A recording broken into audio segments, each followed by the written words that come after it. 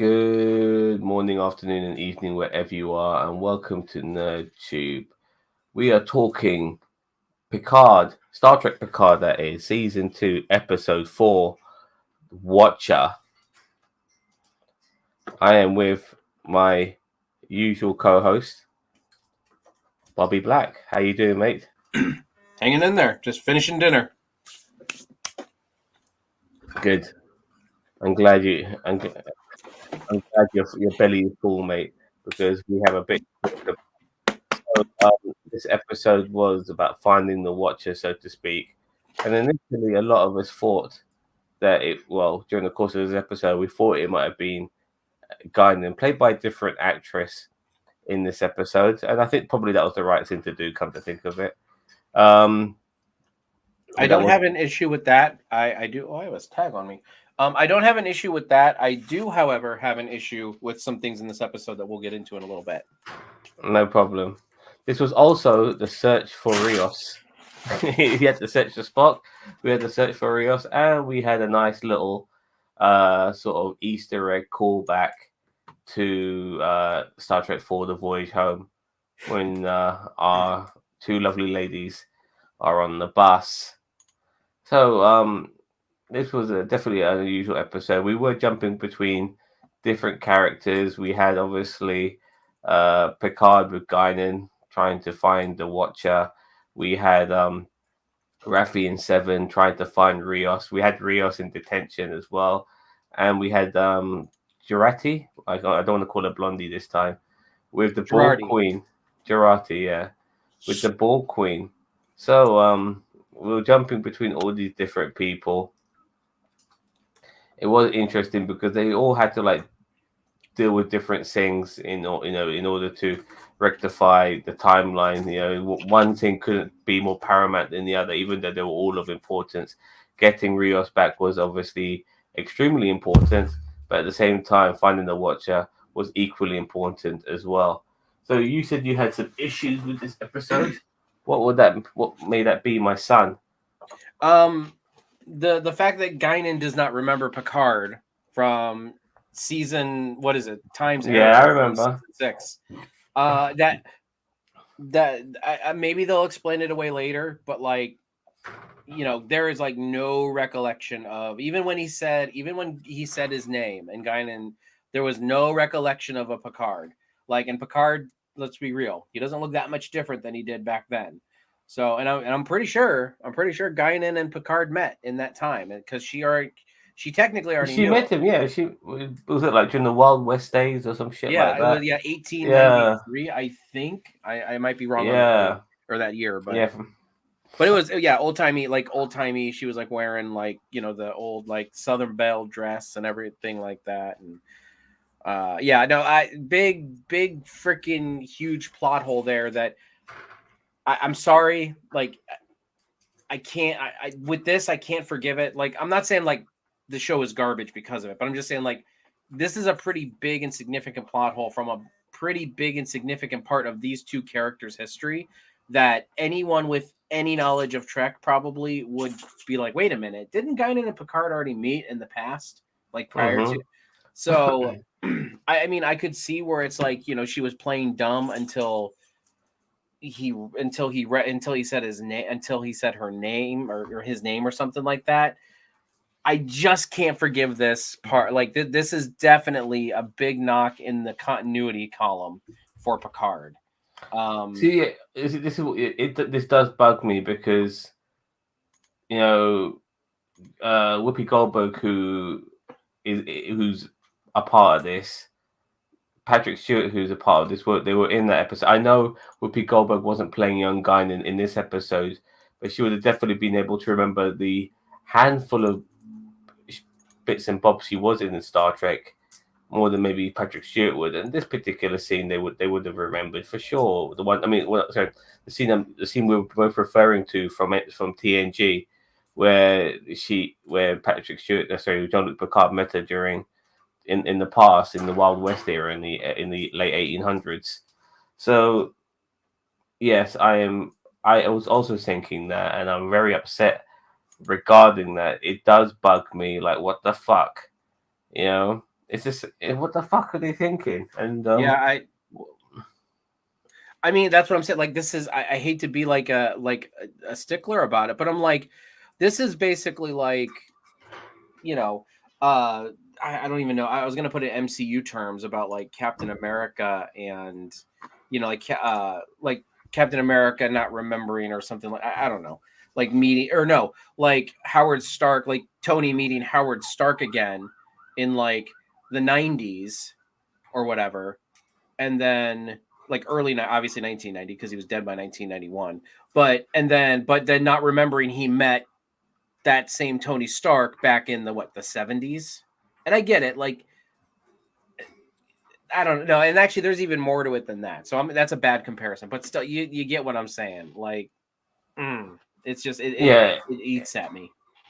Yeah, no, it was bugging me as well. I was thinking about it as well, and I was wondering if she was playing coy or she couldn't reveal herself for some Yeah, particular that's what I reason. was hoping was going on.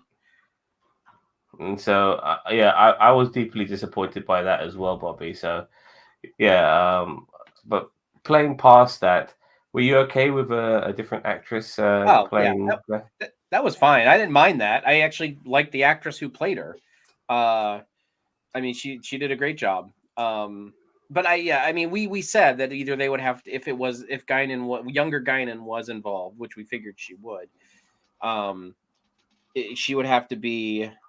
She would have to either be recast or severely CGI down, like to look younger. And they did it with. First of all, oh, go ahead.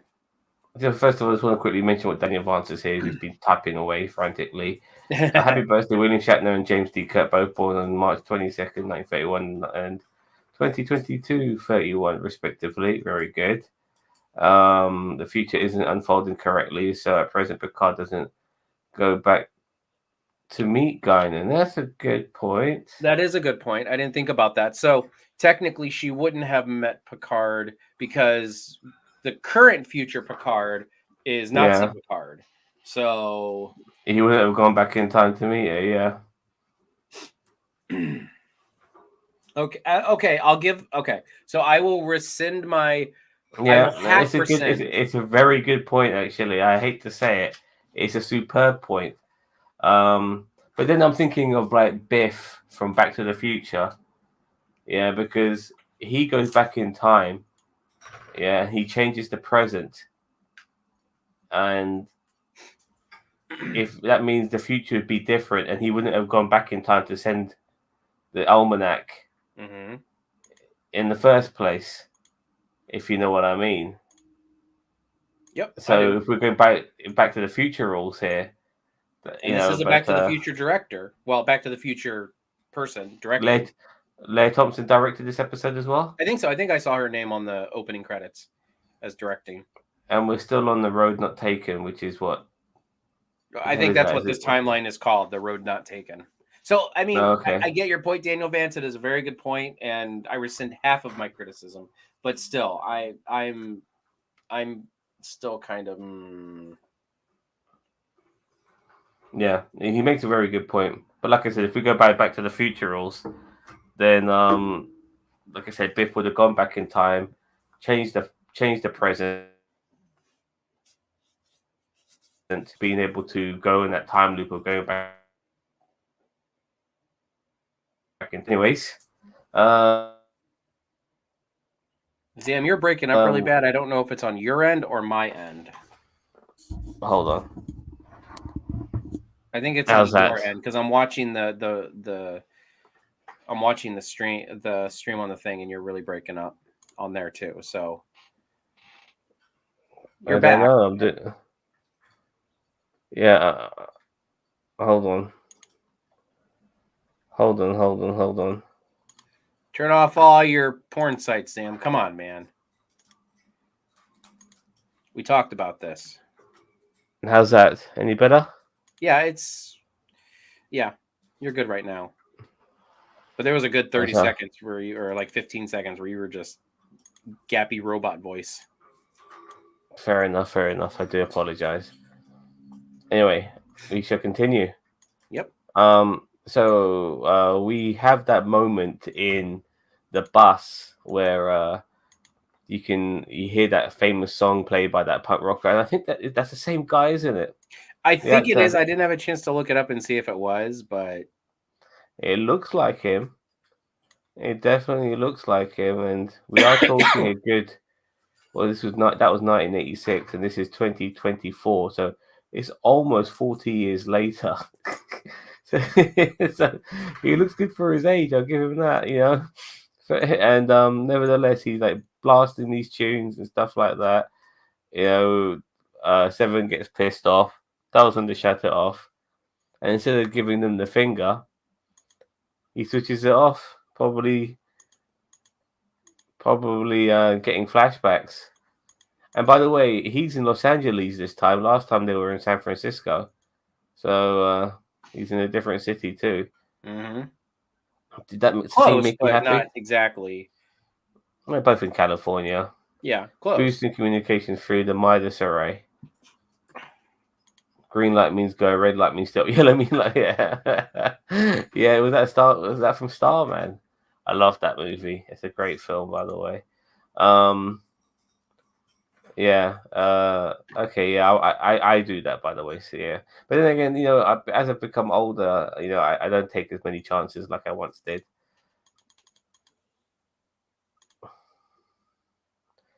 He also played the same guy in Spider-Man: Homecoming.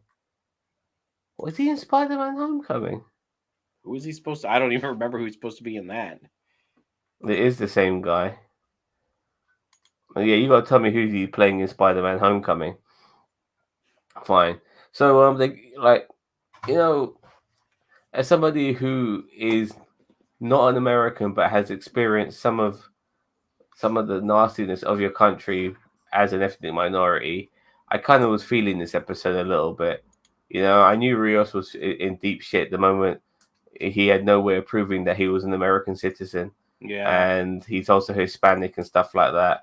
And I know what it's like to be in your country being an ethnic minority because I've had a gun almost pointed at me by a police officer when asking for directions, and I was interrogated the moment I landed in your country, even though my best friend was with me who was white, who didn't get interrogated at all. But you know, that's how it goes. And I like watching many clips of like how terrible your police are in your country because they are quite heavy-handed and they have a very authoritarian streak about them. I wasn't surprised by the portrayal of the ICE officers in this episode because they are fucking assholes and they came across as assholes. And I have to say, you know, this episode got me by the heebie-jeebies. I was really hoping that fucking Rios had learned the Vulcan death grip or some shit like that and would put it on those motherfuckers. But at least he had the moment with that really hot doctor. My God, she's beautiful. Anyways, how did you find the whole Rios plot in this episode? It was fine. I mean, it went the exact way that I thought it would because ICE is obviously I don't know. ICE is just I'm not getting political, but I agree with Get political, dude. huh? Get political. It's all good. Well, I'm just saying, like, I believe in like we need to, you know, police not Treat police people our like police, human beings. but we need to treat them like human beings, and we need to like illegal immigrants need to go through the actual process. But like just the way they're treating these people is just wrong. Like wrong period, everything like that. So it's like I don't disagree with the fact that we need to get, but then you're throwing them in like fenced cages in warehouses and and then shipping them off on a bus. Like that's just not the way to do things. And it just shows exactly what the human race is truly capable of when it puts its mind to something. So he's I the mean that guy in who a bad mentioned way. Spidey to. So he's the guy who mentioned Spidey to do a backflip. What? The Spidey can do a backflip. Remember in Spider-Man Homecoming, that guy goes, "Yo, Spidey, do a backflip." Oh. How can you? Apparently, that's him. Or okay, but fair enough. Okay, so yeah, I mean, like this episode is very political. Star Trek has always been very political. They were political before people realized they were being political. Oh yeah, no, I know, but you know me, I try not to delve into, all that because stuff. So I mean, like just the original series having, a intergender alien the kiss second alien interracial kiss, but or an interracial, alien, yeah, sorry, interracial kiss. an alien second command. We had a black woman as communication officer. We had a Rushki and a man from he was American, but he was Chinese, Japanese American, on piloting the ship. We had a Scotsman in engineering. It was the most diverse you can get, and if that came out today, people will be calling that shit woke or God knows what. It's always been like that. And even Gene Roddenberry had said that, like in this particular era, like, we've gone beyond, racial issues and stuff like that. It was no longer about that anymore. And I very much appreciated that. And it's just a shame that we as a species are not really taking advantage of Gene Roddenberry's vision. And we're still going on about that now. And we're in the fucking 21st century, for fuck's sake. But yeah, I do enjoy these things. I like the fact that these episodes push people's buttons, because it pushes people's buttons whose buttons need to be pushed. It pushes people's buttons who, in my opinion, have a chip on their shoulder regarding racial issues and stuff like that. So I mean, in a negative sense. So yeah, I'm loving this. If you're not a bigot, then you won't have an issue with this. That's how I look at it. No, I have no issue with the way they're. I mean, I think ICE is a very misguided, and very under mismanaged thing, like a mismanaged thing. It does not need to be like the military, like the military of immigration. You know what I mean? Like it doesn't need to be militarized immigration control or whatever it is, pretty much. I mean, look, in the last episode, they did a freaking like drug raid, like on the medical clinic. Yeah, on the medical clinic, like as a freaking drug raid. Yeah, they don't need to do it. Like it's, as I said, yeah. No, anyway, I'm not getting into it. But still, like, you get my point. I get your point. I get your point perfectly. We can see the desperation between Seven and Raffi. Seven's actually playing it really cool. It's Raffi who's the one who's kind of desperate in this. I guess obviously she wants to get Elnor back on his feet again by hopefully changing the timeline. We'll see how that plays out. I think Seven is just annoyed with Raffi at this point. Like, she's just like, why are you doing this? Like, why are you being such a freaking, I don't know. All the words that come to mind are pretty offensive. So, like, and I see it on Seven's face. Why are you being so reckless? Who, me? Would you say that? No, her, Raffi. Yeah. I feel the doctor that helped Rios is either his distant relation. Oh no, don't tell me that. I mean, I remember that episode of fucking what was it? Trials and Tribulation, where the doctor thought he might have to bang his own great grandmother in order for him to be born. Like, come on, man, we don't need to be going there. So, yeah, if she ends up being Rios's distant relative, I feel seriously sorry for him. You know what I mean? Yeah, right. Because he's got to that means he can't go. It means he can't go there. You know what I mean? He can't go there no matter how hot she is. Gotta reel it in, Rios. Yeah, but hey, Juicy, leave it alone. She's playing with my flamethrower.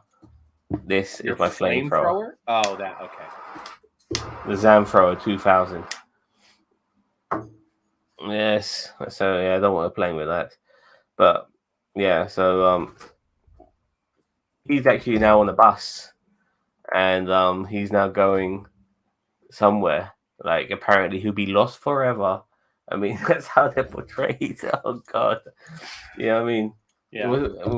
Is he going to a detention center? Is he going to Juicy, get off there. They said that Is he going? he was scheduled to go to a sanctuary district at the border. So he's not even going like back to Mexico or some shit like that. Well, to a sanctuary district at the border, which is basically like a detention center or like an enclosed detention center for poor. Remember in the Star Trek episode Past Tense when they were in the sanctuary district? It's basically an area in the city where the poor people go, and it's just all run down, but it's all blocked by walls, so no one can see it, and it doesn't it doesn't show how bad it actually is behind the walls.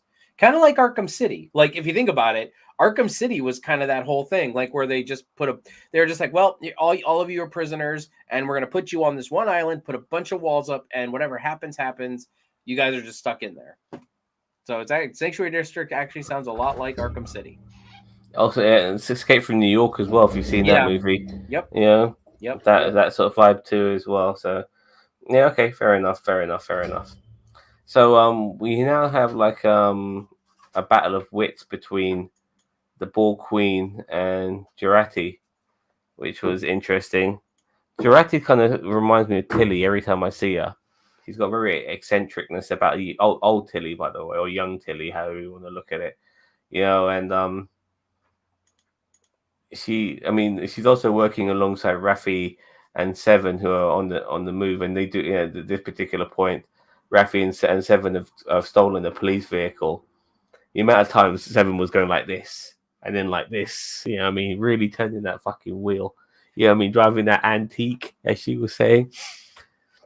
And I like the fact that Raffi, she could have used her device just to break into the car, but she broke the window.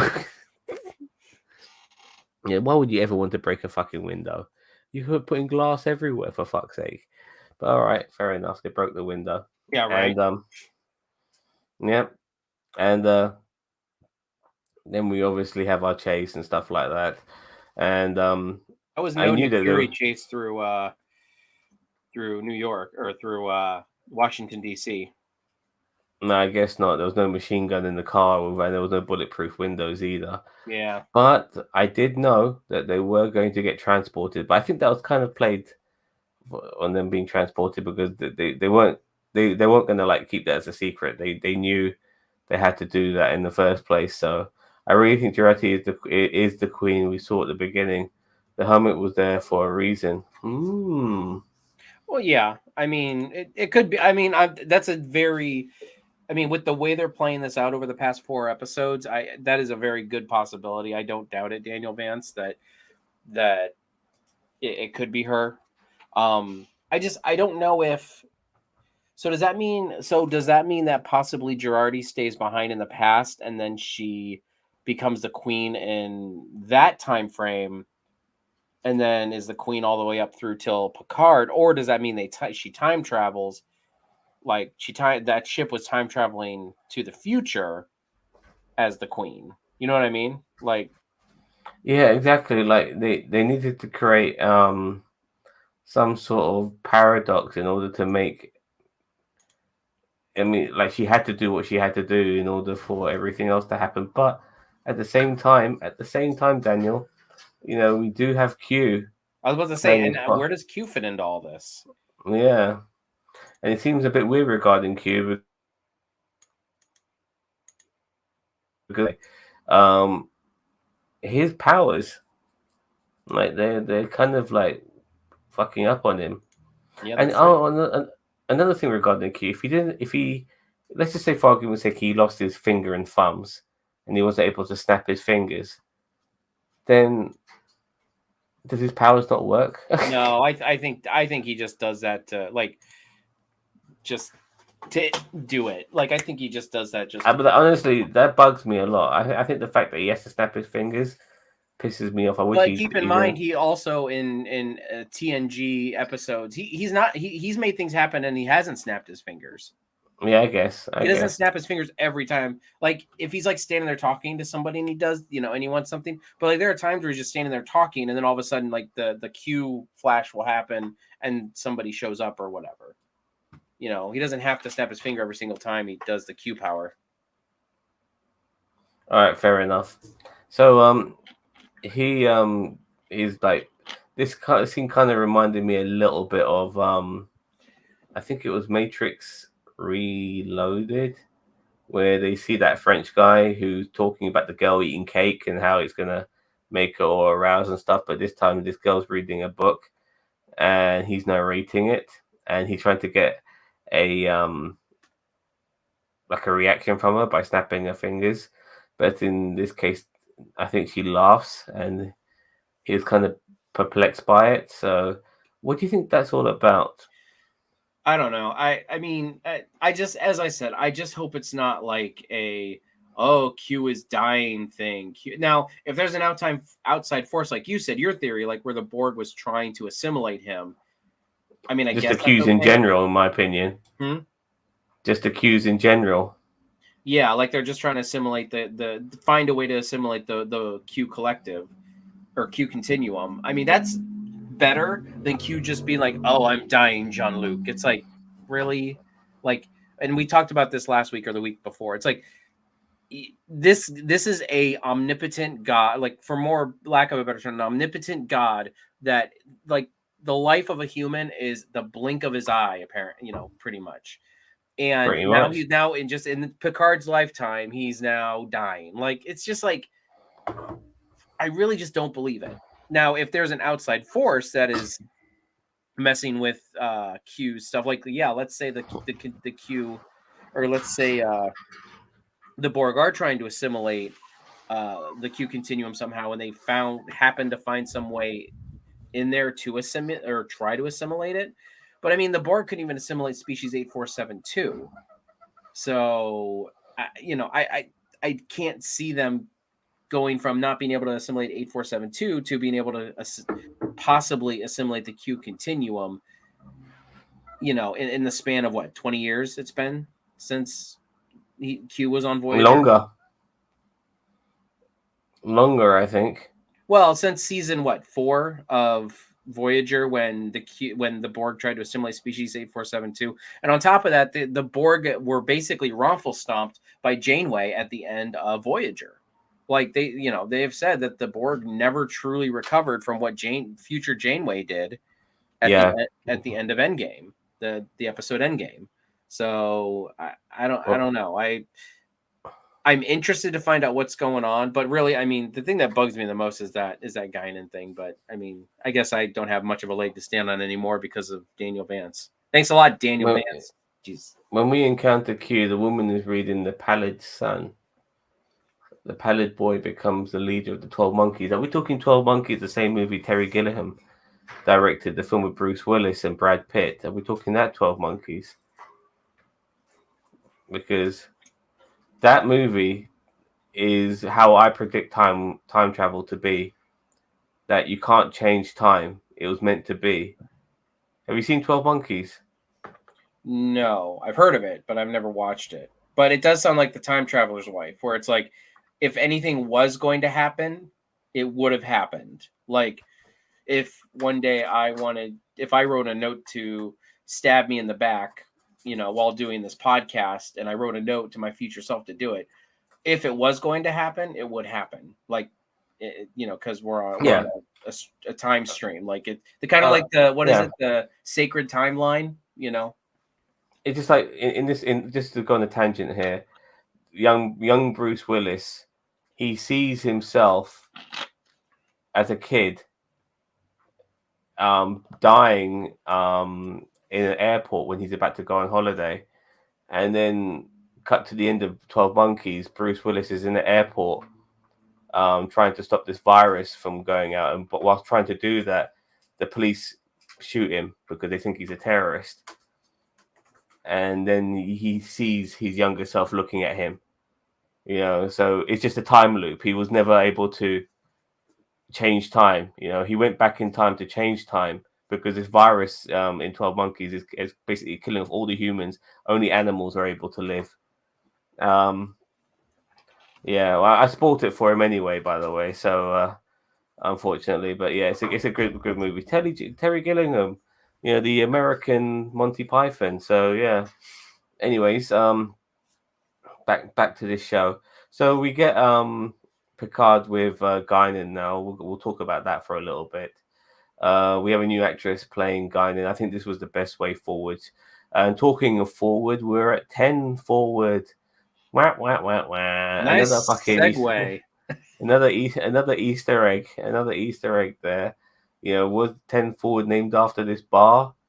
Is that how it works? Nevertheless, we have a lovely pitbull in this episode as well, and we have Whoopi Goldberg's. Oh, sorry, this Guinan character brandishing a shotgun. Wondering what's the name of the Guinan species again? Alorian. Alorians. And apparently she can count on one hand how many times somebody's mentioned her species to her, and so she's obviously on edge regarding Picard. She obviously doesn't remember Picard because the timeline has changed. I gather that. Fair enough. But what do you think of all of this? And like Picard trying to reason with her? This is definitely a different Guinan. I mean, I'm trying to remember Guinan from Time's Arrow because I haven't watched that episode in a long time. Like, I know the gist of what happens in that episode, but like, it's been so long. Like, I don't remember Guinan being so. And I mean, keep in mind, it's been what 200 years since that episode to 2024, or since the time that episode took place to 2024. So obviously things change, but like, I don't remember her just being like so cynically, like just cynically nasty. You know what I mean? Like, no, I don't think she was nasty. I think she was frustrated and she had kind of given up hope on humanity. Yeah, because you remember she's been around since that period in the Wild West, and Earth is still a cesspool of racial issues, and stuff like that. And she would have thought that people would have grown up and changed, and they haven't. yeah. And she's kind of given up a little bit. Yeah, I don't know about this whole power thing where it's like, when Picard's like, I repeat something that you told me in the future, and that it's, I don't remember what it's called, but I was kind of just like, I'm like, the okay, time sickness and all of that. Yeah, it's like I'm like, yeah, okay, you're kind of stretching there. Like, this is something we've never heard before. Okay, I feel like what don't Tony mind. Stark said to Howard Stark, which Howard Stark would end up saying back to Tony Stark. Mm-hmm. Remember? Yep. Something along those lines. Yeah, and as I said, I didn't mind the line. Yeah. I'm just saying, like, her getting sick, like, maybe her feeling a difference in the timeline, but like, in yesterday's Enterprise, she felt the timeline change almost immediately, so she should have known something was off. Well, that's the one when they're all wearing dark suits and stuff, and they Yeah. had dark lighting. That episode, The Enterprise C is in yeah, there, yeah. and Tasha Yar came back and stuff like that. Yeah. Yeah. So yeah, I remember that. Oh God. It's funny how I appreciate and not appreciate those episodes at the same time. I was about to say, everybody touts yesterday's Enterprise as one of the best episodes of Star Trek Next Generation. I like the episode, but yeah, it's feeling a bit shitty now when we put it in this particular perspective. But okay. So Picard mentions his name. You think fuck this. Fuck temporal investigations if they come and see me one day. You know what I mean? But wait, before we continue, this is Guinan where the time arrow never occurred. She's not been on Earth this whole with I think it meant time with the knowledge of how humanity will evolve. Yeah, I agree. But yeah, he's basically thrown all his cards on the table. I'm Jean-Luc Picard, and she reacts to that like, Picard, and then it mentions the Watcher. He assumes that she is the Watcher. She isn't the Watcher. And then we come across them in the park or some shit like that. And then we get fucking Exorcist, a girl with the eyes. I was waiting for her head to spin around. Yeah. And she's and she's the Watcher, and then we realize no, she's just a vessel for the Watcher. Of the series Travelers and how the future talk through those that were about to die to speak to the past. Okay, I've never seen that series, but okay. Nevertheless, morbid. There's a little girl. yeah, exactly. Nevertheless, this we get a moment where Picard has different possessed people telling him where to go and stuff like that. You see him with the white eyes and stuff, and then the episode kind of ends on a massive cliffhanger with the most milfiest fucking Romulan out there, Laris, but she's not a Romulan in this episode. She's got you immediately you pick up on the ears. Her ears are regular ears. She looks like a human being. She looks better as a Romulan, in my opinion, by the way. But nevertheless, I'm not sure if she recognized Picard or anything along those lines. But Picard obviously recognized her. Yeah. But she's human, or she could be just disguising herself as a human. There's that's every possibility. But yeah, and then they go through one of these Doctor Strange sort of portals, and that's how the episode ends. So Rios is still in isolation because we saw Raffi and Seven attempting to stop the bus, which never came to a conclusion. Jurati is still playing, having a battle of wits with the Borg Queen. It's interesting to see what's all that about. And Spock and Kirk are still going for the whales. Yeah, that too. And obviously now Picard is with Laris, so we'll see how that pans out as well. So yeah, this is a very unusual episode. Easter eggs, definitely Easter eggs in this episode. More than we probably realized. I'm sure there was a couple that went over my head, which I didn't realize. But still, more questions than answers, in my opinion, which came from this. So, what did you think of the episode as a whole? Well, I was prepared to give it like a 5 just because of that plot hole. But now that Daniel Van, I overall without the plot hole, I guess I got to change the title of this video too, because I put a DMA size plot hole. So, Yeah. But I would give this like a 6 or a 7, maybe.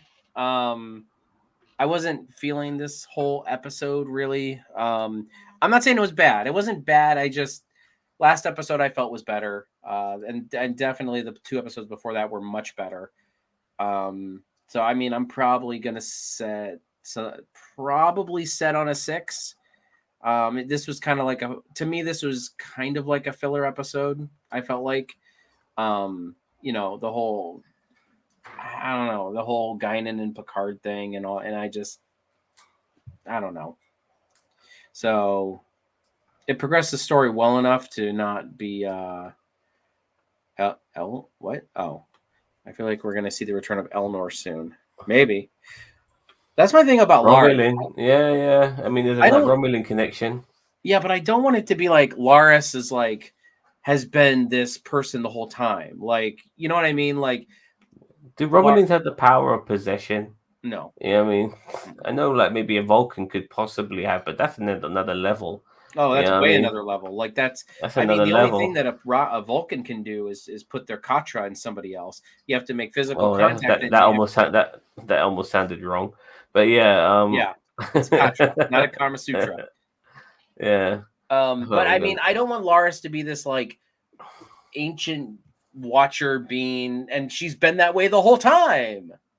You know what I mean? Like I don't want this to be a past version of her, and like she's this supervisor or watcher or whatever at, she's this watcher or supervisor this whole time, and she's known about Picard the whole time, but has not said anything throughout, all of Star Trek because time travel. You know what I mean? Like I hate that excuse. Yeah, I agree. I'm kind of baffled, to be honest. First of all, honestly, just save Rios and get that shit over with. Honestly, because he's going to be saved. Just get that shit over with. I really felt like they should have resolved that in this episode. Like they should have gotten Rios back, and they should have done that all this episode, because we already know that Ice is a bunch of dickheads, and like I mean, now the whole board, they're probably gonna. I don't know. I remember seeing in the trailers that they do get on the bus and they knock out the guards and stuff, and so I'm assuming that I just felt like that this Rios arc has been dragged out.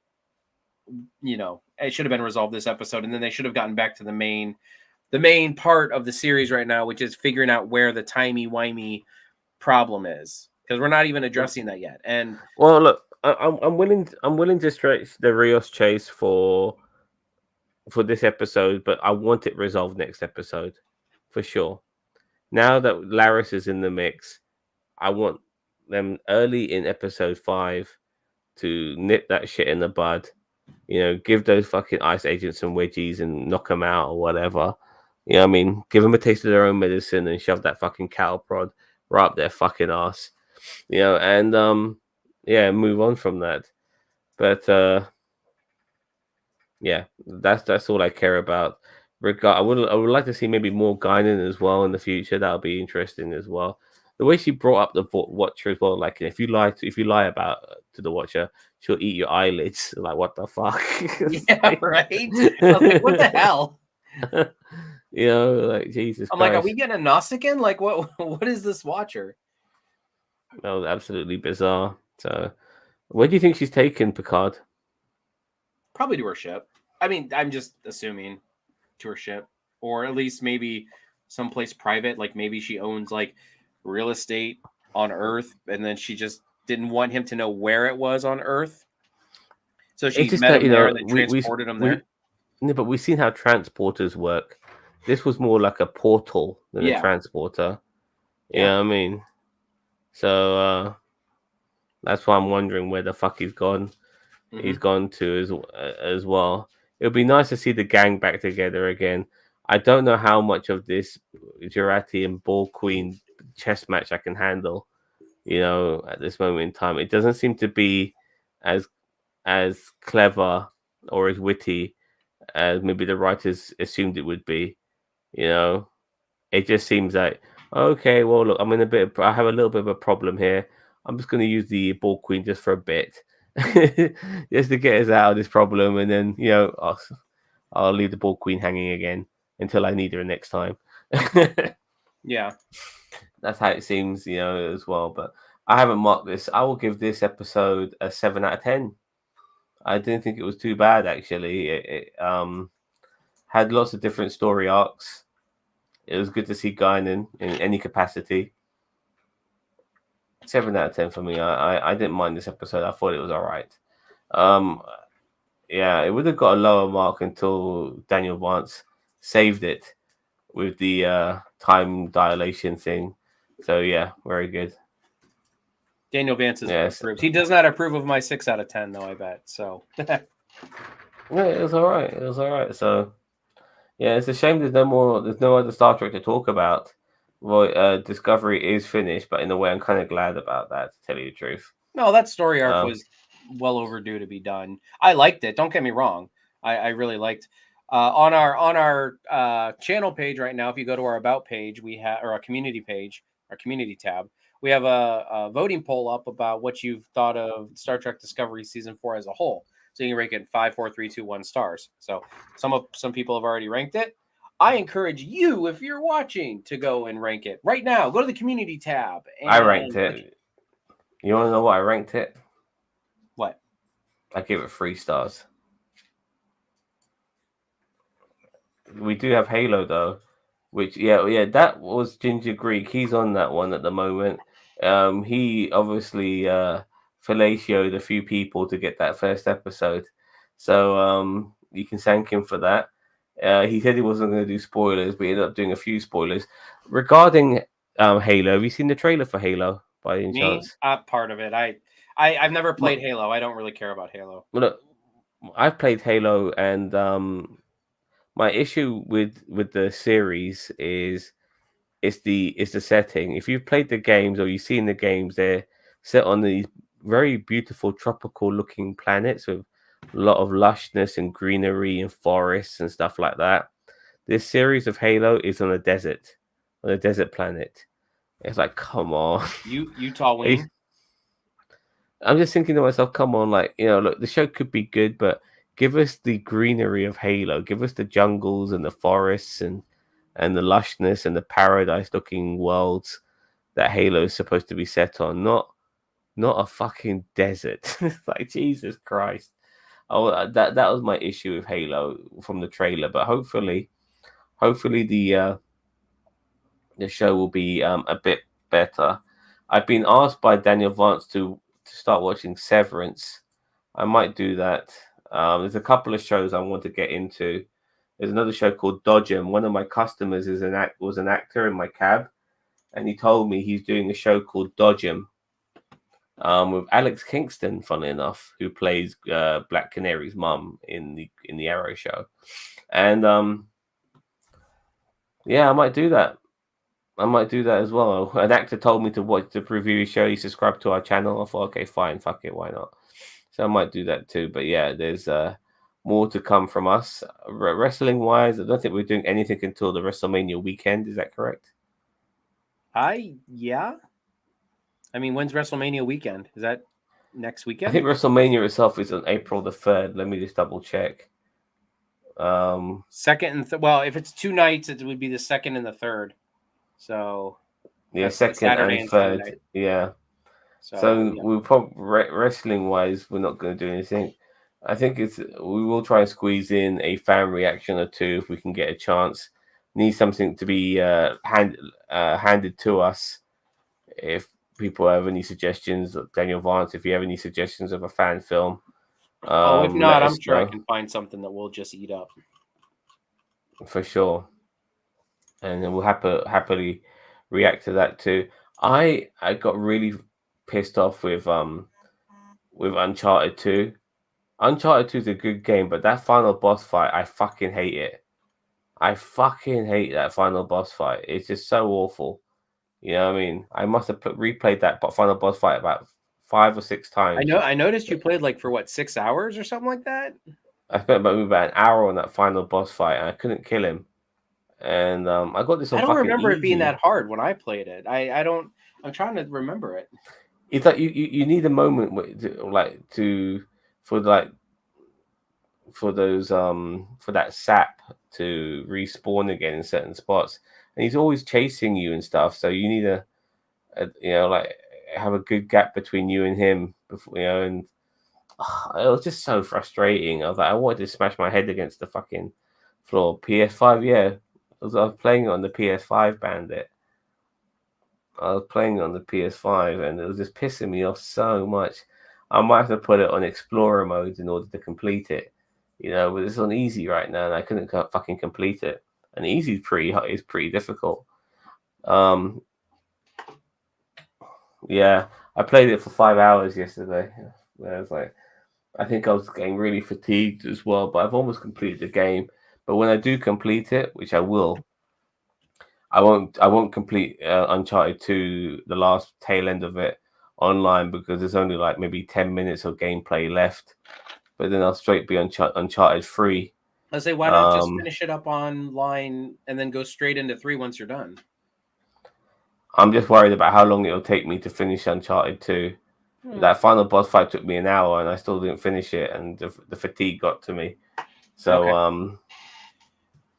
Yeah, so we'll see how it goes. Anyways, I think we're done, fellas. So just keep an eye on the Tube, the greatest YouTube channel you never heard of, and we'll see you guys for the next review. I have a Peaky Blinders coming up on Monday, and anything we have between now and then, we'll let you know. I'm sure we'll be playing some video games and God knows what. So catch you guys later. Take care.